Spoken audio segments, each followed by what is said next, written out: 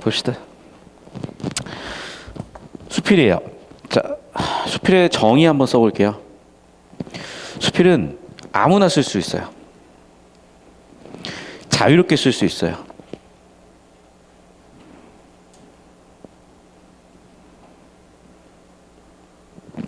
그런데 주로 깨달음을 표현하는 데 써요.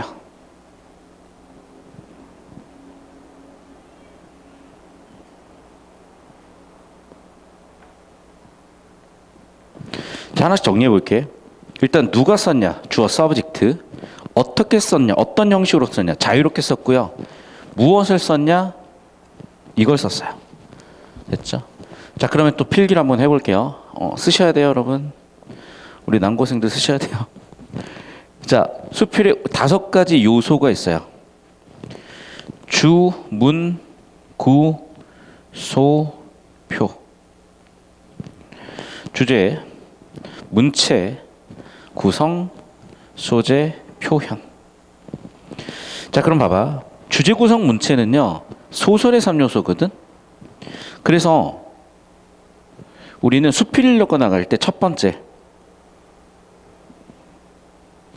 소설처럼 인물, 사건, 배경 잡아야 될 필요가 있어요.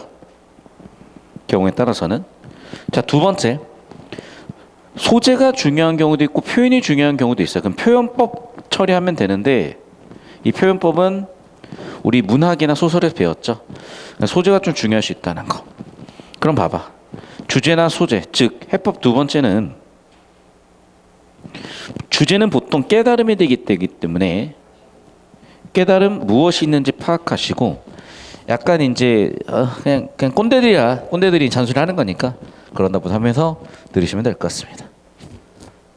자, 그래서 첫 번째 갈래 수필이고요. 두 번째, 아까도 얘기했다 보니까 대체적으로 자신의 경험이나 생각에서 뭔가 깨달음이 나와서 성찰적, 그 결과 교훈적. 제재는 핵심 소재라 그랬었죠. 그러니까 이 사람이 아마 이과 뭐 교수님이나 선생님이신가 봐.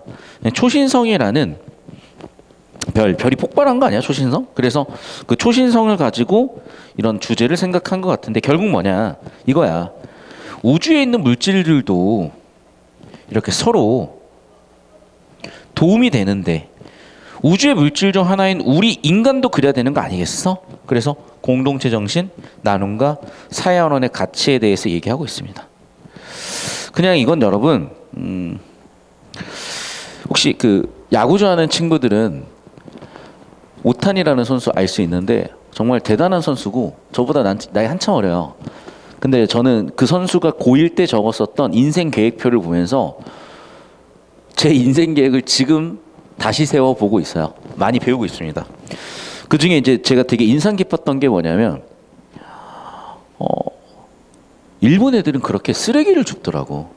그렇게. 그래서 쓰레기를 줍는 이유가, 우리가 운이라고 하면 내가 어떻게 할 수 없는 영역이라고 생각하는데, 오타니 선수는요, 남이 버린 운을 자기가 줍는다고 생각을 하고 쓰레기를 줍는 거야. 그러면 그게 몸에 굳었잖아요. 의식하지 않아도 쓰레기 줍고 있는 거야. 그래서 메이저리그 갔는데 쓰레기 줍고 있어. 그럼 그걸 관객들이 봐봐요. 얼마나 훈훈하고 그 사람이 멋있어 보이고 괜찮은 사람으로 보이겠냐고. 그런 거거든. 저 굉장히 괜찮은 것 같아. 그래서 그런 거 여러분 하나하나 생각하면서 남이 알아주든 안 알아주든 그런 삶을 좀 살아봤으면 어떨까. 그러니까 다시 한번 얘기하자면 여러분, 나는 이거는 좀 객관적이 된다고 보는 게 무슨 얘기냐.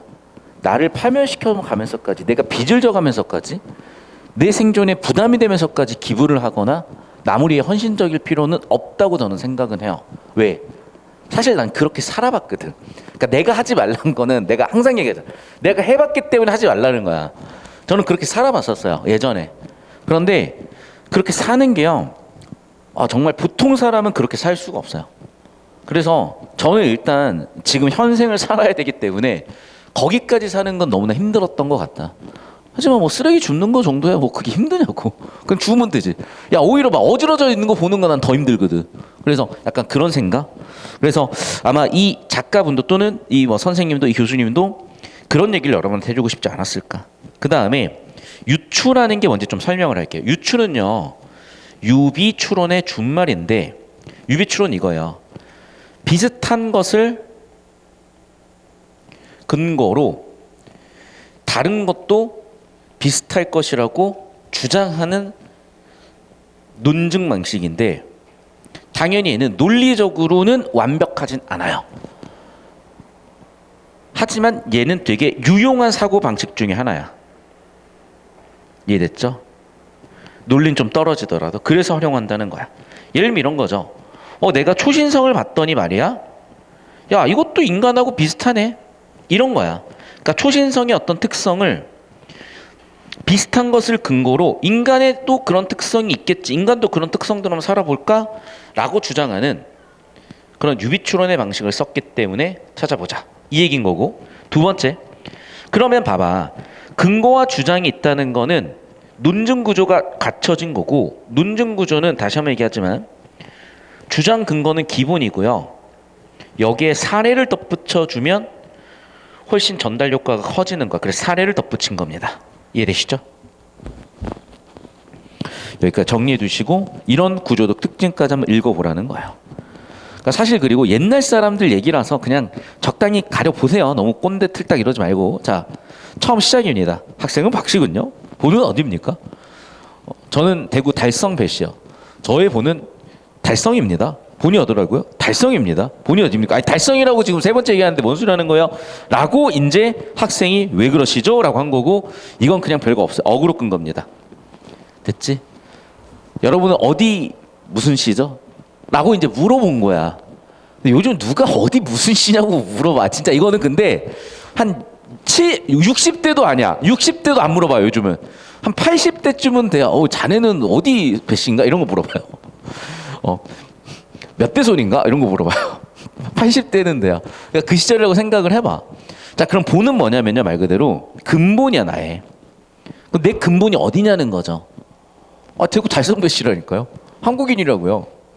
뭐야? 라고 하더니 갑자기 뭐로 들어가? 수소, 탄소, 질소, 산소 얘기를 하고 있는 거야. 이해됐어? 그러니까 얘는 그냥 어그로였던 거야. 그럼 진짜 자기가 하고 싶었던 얘기는 뭐야? 사람의 구성 요소는 지금 무슨 얘기야? 그래, 너희의 근본은 대구 달성배 씨가 아니라 뭐라고요? 수소, 탄소, 질소, 산소, 인, 황, S였지. 오씨, 다 기억나네. 나 중학교 졸업한 지 거의 30년 다 돼가거든요. 어떻게 다 기억나지? 원자계 수로 치면 말이야. 수소가 존나 갑자기 이제 또 이과 나왔죠. 이과. 전형적인 서울대 이과 학생들의 서술 흐름입니다. 사고 흐름입니다. 제발 여자친구 만나서 또는 소개팅 나가서 또는 여자 만나러 가서 이런 것 좀 하지 마. 제발. 수소의 전체 63%를 차지하고 있고 질량으로 치면은 산소가 전체 26%를 차지하고 있는 으뜸 원소래. 그래서 하고 싶은 얘기가 뭔데? 철, 말 나온 게 다 써보자. FEG. 마그네슘 뭐냐? Mg죠. 나트륨 Na. 다 기억나네. 그러면 이런 원소들은 어디에 왔을까? 그래, 하고 싶은 얘기는 뭡니까? 이거죠. 야, 너 근본 뭐야? 원소야. 그 원소 어디서 왔어? 어디서 왔어? 이거죠. 이미 답정 너야. 우주에 존재한대. 대부분의 수소 원소는 우주기에 우주 나이가 1초일 때부터 3분이 될 때까지 만들어졌대요. 갑자기 이제 빅뱅으로 넘어갔어요. 야, 갑자기 안드로메다 갔어요. 빅뱅 갔어요. 그래서 빅뱅 이론을 정립한 조지 가모 교수는 뜨거운 초기 우주의 작은 입자들이 고속으로 만나 수소와 헬륨을 어떻게 최초로 만들었는지 만들어졌다. 자, 그럼 봐봐. 맨 처음에요. 뭐가 만들어졌다고? 수소 원자가 만들어졌어. 그리고 그 열 때문에 그리고 고속 때문에 수소가 어떻게 헬륨의 원자핵을 2단계로 만들었는지가 보이죠. 자, 우리 몸을 이루는 핵심 요소이자 기구를 끼우기에 종종 집어넣는 기체고 미래 자동차 연료로 주목받고 있으며 우주 전체 알았고. 자, 봐봐 다시. 첫 번째, 우리 몸의 핵심 요소고요. 두 번째, 공기보다 밀도가 가벼워서 작아서 기구를 띄우는 데 쓰이기도 하고, 세 번째, 자동차 연료기도 한 그 수소. 그 수소는 70%를 차지하는데 처음 3분간 만들어져서 우주에 골고루 뿌려졌대요. 그래서 우리 몸까지 왔다라고 현대 우주론을 근거로 얘기를 했어. 그래서요. 근본은 수소라는 얘기를 하고 싶으신 건가? 무슨 얘기죠? 계속 봅시다. 자, 그 전에 봐봐. 왼쪽 이런 거를 출제할 수가 있거든. 잘 봐. 첫 번째, 이거는요 말 그대로 도입의 역할이고 도입부의 역할은 어그로를 끌어줘야 돼요. 그래서 뭐야? DI를 직접 인용한 거야. 이거 잘 들어라 얘들아. 직접 인용은요 큰 따옴표가 있으면 직접 인용이야. 큰 따옴표. 됐니? 자, 그럼 반대로 간접 인용이 있겠죠? 간접 인용은 뭘까? 따옴표 없는 거. 다시 큰 따옴표나 그냥 작은 따옴표가 있으면 얘는 다 인용이고요. 직접 인용이고요. 간접 인용은 따옴표 없이 오는 것들이야. 자, 그리고 봐. 질문을 3번 반복했죠? 그래서 뭐 했어? 강조했다고. 그래서 뭐 했어? 관심과 호기심 끌었다고. 그래서 질문 답변을 하게 되면 어떤 효과가 있는 건가? 화제를 강조할 수 있어요. 그리고 독자에게 주목을 끌어서 이런 효과를 가져올 수가 있어요. 되셨죠? 계속 가봅시다. 그래서 하고 싶은 얘기가 뭔데요? 라고 얘기를 하는 건데, 잠깐 글의 제목인 초신성에 대해서 한번 살펴보면은, 초신성은 말 그대로 별의 폭발이에요. 그럼 폭발하니까 큰 에너지가 나타나면서 압력도 높아질 거고 온도도 높아질 거거든. 그러면 예전에 없던 결과물들이 생길 수가 있겠죠. 계속 볼게. 자, 그럼 봐봐. 일단 우리 몸에 있는 수소는 이때 만들어진 걸 알았어. 즉 정리하면 뭐예요? 첫 번째, 여기는 뭐야? 수소의 탄생이야. 그러면 우리 몸을 이루는 탄소, 질소, 산소, 황이는 어떻게 나왔을까? 오른쪽으로 가볼까요? 그러면 수소, 헬륨보다 무거운 원소들, 제가 얘기했던 나머지 원소들 어떻게 만들어졌을까? 탄소, 질소, 산소는 태양과 같은 작은 별에서 왔대요. 자, 제가 쓰는 C는 cause 원인이에요. E는 effect 결과입니다. 그럼 봐. 지금 아까 뭐 어디서 만들어졌다고? 수소. 탄소, 질소, 산소는 어디서 만들어졌다고? 여기. 우리 은하 내에서 태양과 같은 작은 별이 약 1000억 개 있고, 보이는 우주 내엔 우리 은하와 같은 은하가 또 1000억 개 이상 존재하고 겁나 많다는 얘기죠. 뜨거운 중심부에서 수소를 핵융합해서 빛을 만드는데 그 과정에서 헬륨이 만들어지고, 자, 그럼 이제 두 번째 헬륨이 만들어지는 과정. 수소가 고갈되면 다시 헬륨을 핵융합해서 탄소가 만들어지는구나. 오케이. 탄소가 만들어지는 과정은 핵융합. 그리고 다시 탄소가 산소를 만드는구나. 그러면 탄소, 질소, 산소에서 탄소와 산소까지 만들어 봤죠.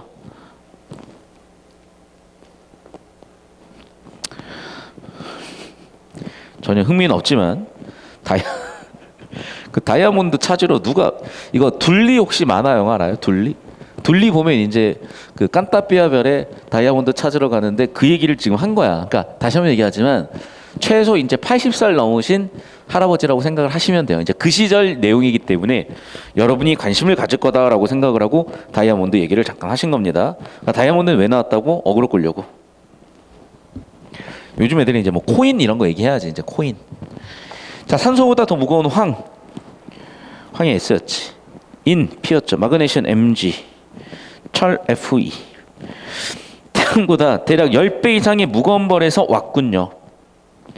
무거운 별들은 작은 별보다 짧고 굵은 삶을 사는데, 작은 별들은 100억 년, 큰 별들은 100만 년 정도로 짧게 살지만 워낙 내부가 고온으로 올라가기 때문에 산소보다 무거운 원소들을 연료로 쓸 수 있게 됐고, 그래서 핵융합을 통해서 무거운 원소들을 만들어낸다.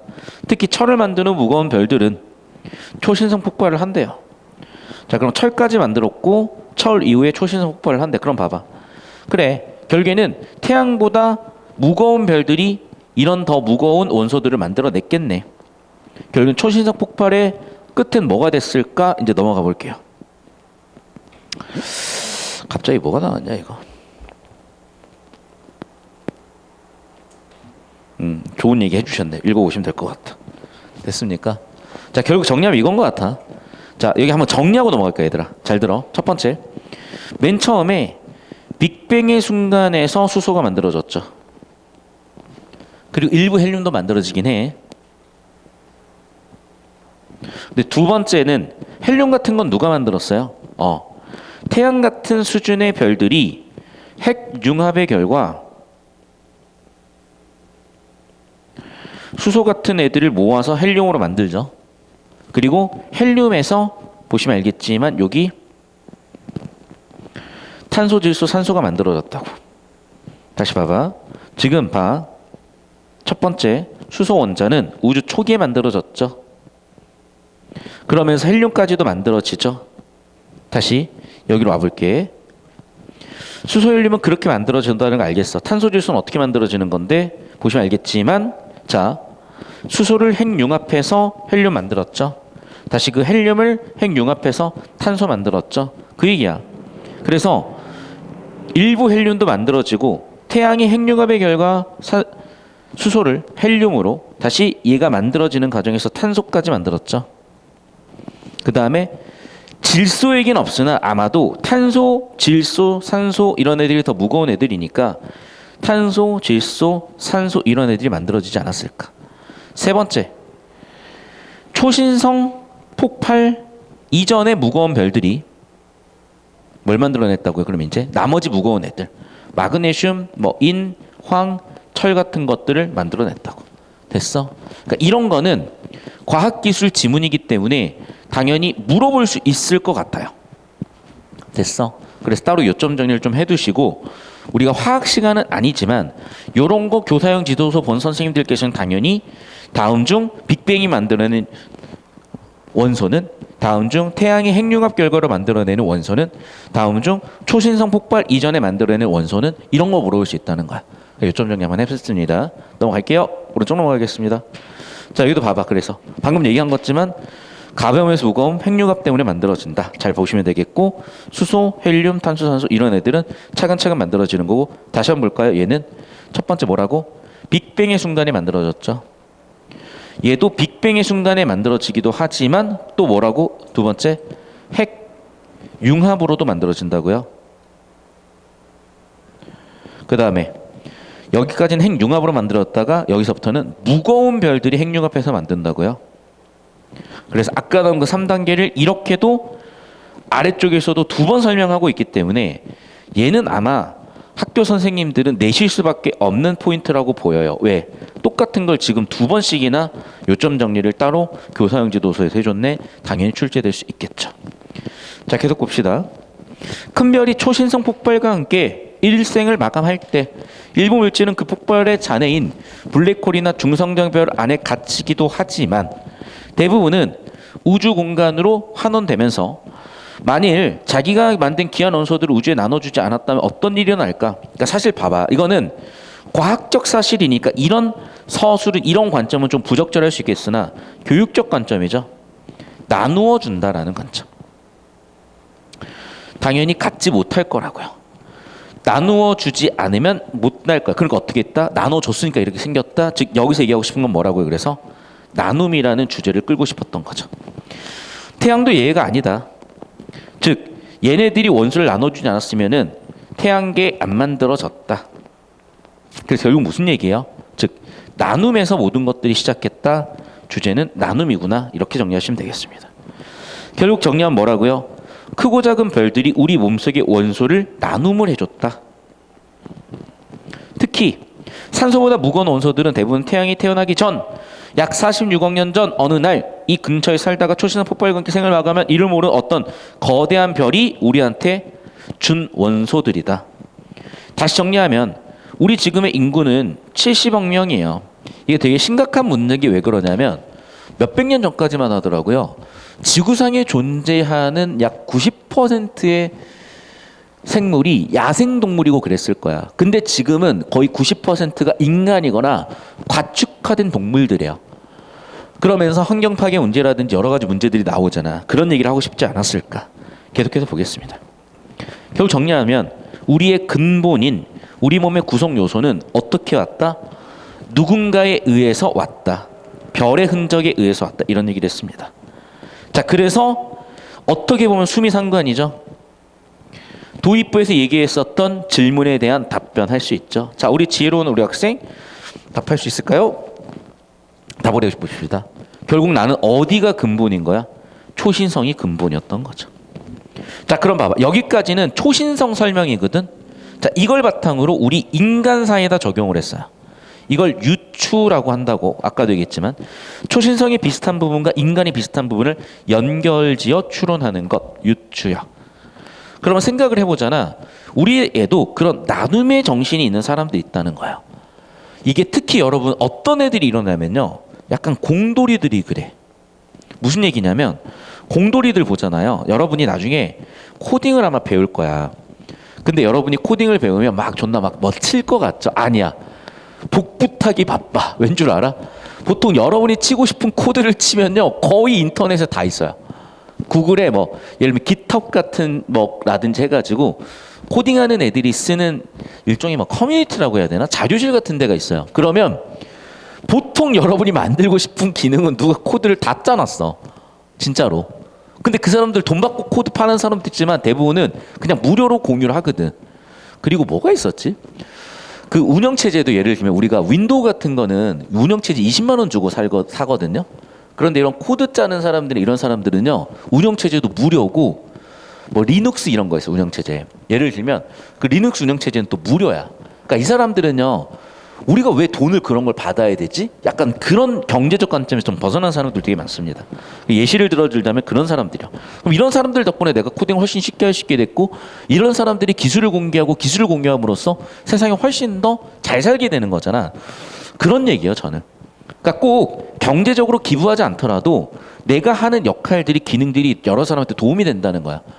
유튜브를 영리 목적으로 하는 사람도 있지만요. 수익 창출이 되려면 1000명이 넘어야 수익 창출이 되거든. 그러면 나 같은 이제 걔 학고 유튜버들은요. 구독자 한 850명 이제 넘어가고 있는 유튜버들은 유튜브 한다고 돈이 생기는 건 아니야. 그럼 왜 할까? 뭐 홍보 목적도 있겠지만 나눔이나 내 지식이나 내 깨달음에 대한 공유 목적도 있는 거죠. 그렇게 생각을 하면은 그러네. 초신성이 가지고 있는 성격을 우리 인간도 갖고 있구나. 그런 얘기죠. 계속해서 주제인 나눔이 반복되고 있습니다. 그래서 자연과 인간을 유추로 연결했다고요. 언젠가 우리 대학교에 강사로 오신 한 연사께 강연을 다음같이 시작하셨다고 한다. 여기 앉아 계신 분들은 아무것도 하지 않고 산다면 여러분 평생 5,000명의 노동에 기대어 살 가능성이 큽니다. 봐봐. 오늘 여러분 집에서 여기까지 오면서 밥 먹었죠? 뭐 버스 탔죠? 그럼 봐봐. 밥을 먹는데 과연 내가 듣기로는 밥을 먹는데 내가 밥을 입에 넣기까지 200번의 손이 들어간대요. 또 버스도 봐봐. 일단 버스 운전기사분 계시겠죠. 버스를 만든 제조회사 있겠죠. 그럼 제조회사에서 일하는 노동자분 계셨겠죠. 자, 타이어? 고문 채취하는 또 노동자 있었겠죠. 그런 식으로 내가 살아간다면 최소한 내가 아무것도 하지 않아도 5,000명이 나를 도와줘야 살아간다는 거야. 아, 결국에는 이 공동체의 삶 덕분에 내가 생존이 가능한 거구나. 그러니까 요즘 제가 되게 안타까운 게 왜 출산을 하지 않냐. 저출산 문제가 되게 심각한데 그 중에 하나로 사회가 너무 위험해졌다라는 얘기를 하시는 분을 봤어요. 근데 여러분 그 너무 과장된 얘기입니다. 과연 옛날이 위험했을까 요즘이 위험할까? 얘들아 옛날에는 상상을 초월하는 범죄들이 많았어 진짜로. 당장 봐봐. 그놈의 사이비들 요즘 누가 사이비를 해요. 옛날에는 어마어마했어요. 그런 것들이. 왜? 잘 알려지질 않았으니까. 그만큼 사람들이 순진했기 때문에 사회 시스템이 그만큼 고도화되지 못했기 때문에. 무슨 얘기냐면 이런 거야. 무슨 얘기냐면 자 예전에는요 택시가 되게 위험했어요. 왜? 택시 강도 같은 게 되게 많았거든. 근데 요즘은 기술이 발달돼 가지고 택시 기사분이 이렇게 운전하다 버튼 하나만 딱 누르면 택시에 불이 들어왔다 꺼졌다 해. 그러면은 그걸 보는 사람들은 저거 뭔가 범죄 상황이구나 인식을 하니까 경찰 바로 부를 수도 있는 거죠. 그런 식으로 옛날에는 문제가 됐었던 것들이 이제는 CCTV라든지 이런 것들에 의해서 훨씬 안전해진 거거든 요즘 사회가. 그런데 자꾸 위험하다고 해야 자극적이니까 어그로 끌려서 그게 어그로가 조회수가 되고 조회수가 돈이 되는 시즌이다 보니까 사람들이 자꾸 너무 과장하는 경향이 없잖아 있어요. 너무 그렇게 불안할 필요는 없다는 거야. 동시에 생각을 해봐. 우리가 살아가는데 그러네. 숨만 쉬고 살아도 5,000명의 기대서 산단 말이야. 그 얘기야. 그래서 좀 우리가 그런 부분은 짚고 넘어갈 필요가 있다. 짚고 넘어갑시다. 잘 봐. 내가 아무것도 하지 않고 살아도 5,000명의 기대서 살아야 되고요. 내가 열심히 살아도 5,000명을 위해서 살 수가 있어. 즉 내가 남한테 의존적으로 사실 거예요? 아니면 주체적으로 사실 거예요? 그냥 여러분 마음 가는 대로 하면 돼요. 라고 수동적으로 살 것이냐 능동적으로 살 것이냐 여러분한테 선택하라고 하신 겁니다. 고민 한번 해보라고 하신 거예요. 하고 싶은 살면 되겠죠. 하고 싶은 그 삶을 사시면 되겠죠. 그래서 나는 그 얘기를 듣고 생각을 했다는 거예요. 그 경험을 바탕으로 아 우리의 삶도 결국에는 초신성이구나. 그러네. 내가 의도하지 않았지만 누군가한테 도움을 주고 살구나. 그러니까 교과서를 읽다 보면은 제가 배우는 것 같아요. 제가 가르치는 게 아니라 너무나 좋은 얘기잖아 사실은. 그러니까 저는 되게 교과서 초신성이 후에 딱 봐. 야 제목부터 봐. 존나 재미없잖아. 아, 무슨 판타지 소설 같은 느낌도 들고. 근데 읽어봤더니 뭐래? 학생의 본은 뭡니까? 뭐 이런 거 물어보고 있고. 본 뭐 알게 뭐야. 근데 뭐 너무 재미없어 보였지만 읽고 보니까 약간 느낌이 있네. 왜? 내가 지금 살아가는 이 삶의 가치를 어디서 발견할 거라는 거야. 우리가 예를 봐요. 게임도 예를 들면 혼자 하는 게임이 있지만 팀게임이 있잖아. 물론 팀게임이 요즘 너무 짜증날 때도 많아. 막 서로 정치하고 욕하고. 그런데 합이 같이 맞았을 때 느껴지는 그 감동과 재미도 있잖아요. 그런 것 좀 우리가 다시 한번 좀 느껴봤으면 어떨까 싶습니다. 그런 얘기입니다. 너 어떻게 살래? 라고 우리한테 질문 던지면서 끝났네요. 좋은 얘기 하셨고요. 아까도 얘기했지만 잘 봐. 어떤 과정을 통해서 어떤 원소들이 나오냐는 거죠. 자, 좀 더 구체적으로 볼게. 그래서 아까 초반부는 단계별로 배출되는 원소들에 대한 얘기를 한 거고, 이거는 이제 우주의 얘기죠. 자연의 얘기죠. 이 우주와 자연의 얘기를 어디로? 인간에다가 유추하겠다는 거야. 그럼 무슨 얘기야? 인간도 마찬가지로 환원하죠. 됐어? 그런 얘기들을 정리해 보시면 좋겠습니다.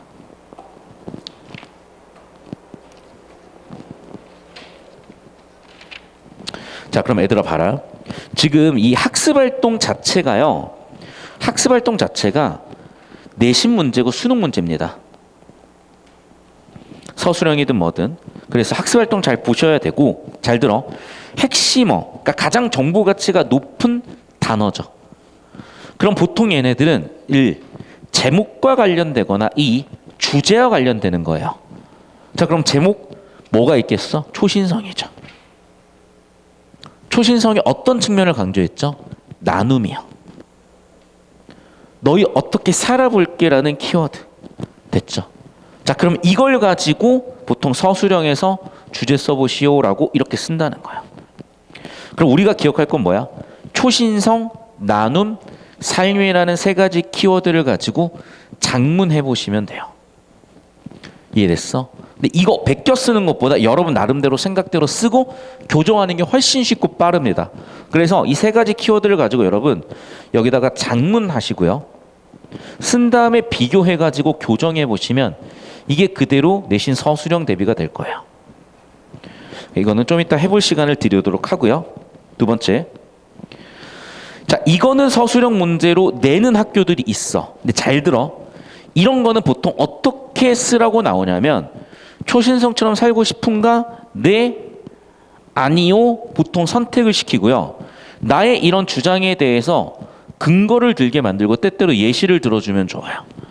그럼 여러분은 초신성처럼 살고 싶은지 아닌지를 판단하세요. 그럼 뭐라고 하면 돼? 저는 초신성처럼 살고 싶습니다. 또는 살고 싶지 않습니다.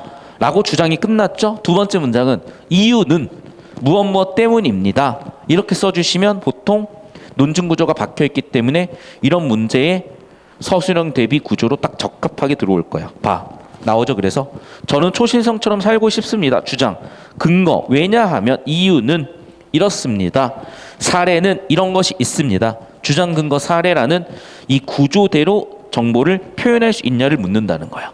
그래서 여러분도 마찬가지로 얘를 장문해 보시고 얘랑 비교해 보시면 그게 서술형 대비가 되는 거니까 손으로 써보시길 바랍니다. 왜냐하면 이거 베껴 적어봐야 어차피 기억 못해 얘들아.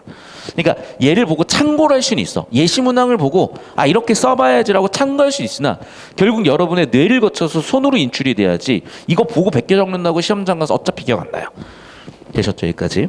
4번은 딱히 문제로 만들기 어려운 부분이니까 넘어가도록 하고요. 여기도 넘어갈게요. 그러니까 이거는 이제 독서활동인데 아마 여러분부터 여러분 독서활동 빠지지 않아요? 생기부에서. 그러니까 옛날 선배들은 독서활동 같은 것 때문에 이런 것들이 들어왔던 거고 여러분 선배들 교과서기도 하니까 독서활동 때문에 얘가 들어온 거라서 넘어갈게요. 그냥. 여기도 마찬가지. 여기도 마찬가지. 여기도 마찬가지. 넘어갈게요 이제. 어차피 독서 활동제 관련된 거고 생기부 들어갈 내용과 관련되는 거니까 넘어가면 되겠습니다. 전부 다 모든 활동이고 이런 것들이요. 요동 좀 정리해 보시면은 출제될 만한 포인트는 다 잡혔으니까 여기까지 할게요.